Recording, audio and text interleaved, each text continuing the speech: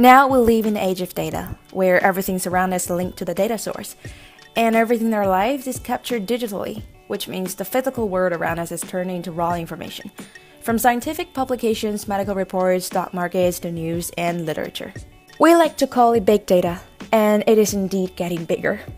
Luckily, the opportunities to take this data and marry it with analytics to improve all aspects of our lives are also growing exponentially, especially when it comes to journalism. The impact of combination of data and journalism is tremendous. However, before talking about data journalism, let's go back a bit.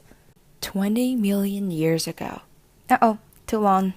Okay, around 20 years ago, this is the sort of data that journalists would deal with. Basically, it's any collection of numbers gathered on a spreadsheet, which may be income, profit, date, like this. Kind of boring. I'd rather read an article. Yep, I hear you. Don't worry. In digital world now, data is becoming much prettier. Here comes the age of colorful graphic data, consisting of circles, rectangles, line segments, and lots of dots. Journalists now have bar graphs, dot plots, line graphs, scatter plots, etc. to underline their stories. And of course, wonderful pie chart. It's really a good way to show relative sizes. Like in the pizza I'm drawing now, really easy to see the distribution of stuffing at a glance, right? However, these are almost antiques nowadays. The real icebreaker of data visualization in journalism are those involving storytelling part.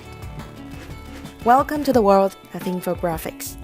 Infographics are graphic visual representations of information, data, or knowledge that are intended to present information quickly and clearly. For instance, imagine this as your life circle. Studies have found that speaking two or more languages is a great asset to the cognitive process.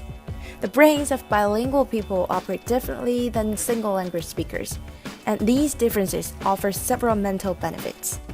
This benefits of language learning infographic highlights the many ways that language learning and bilingualism benefit people of all ages by improving academic skills, job prospects, and health.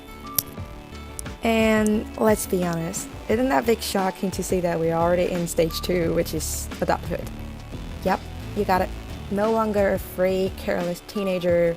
You gotta learn Cantonese or English right now, otherwise you will miss the last chance to commit employability. Wait, that's not the end of data revolution. With advanced technology, the data volume, variety, and velocity reaches to a new level, which is big data era.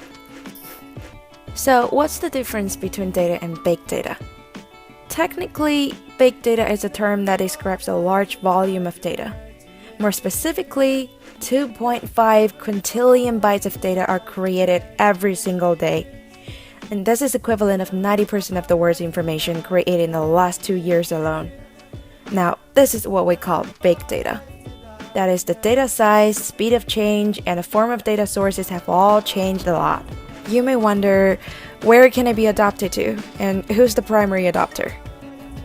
According to IBM Big Data Work Research, 28% of leading organizations have adopted big data technology to either understand customer behavior or get a clue of business insights. Banking, education, healthcare, manufacturing, journalism, we're literally talking about all types of industry. But we're only gonna cover the adoption of big data technology in journalism industry, which is the new form of journalism, data journalism. Here we are to the very beginning. So what's the definition of data journalism? Is it journalism done with data? Well, it is, but it's more than that. Data journalism is the practice of finding stories in numbers and using numbers to tell stories. Right, any examples? Sure, the 2017 American President Election Report.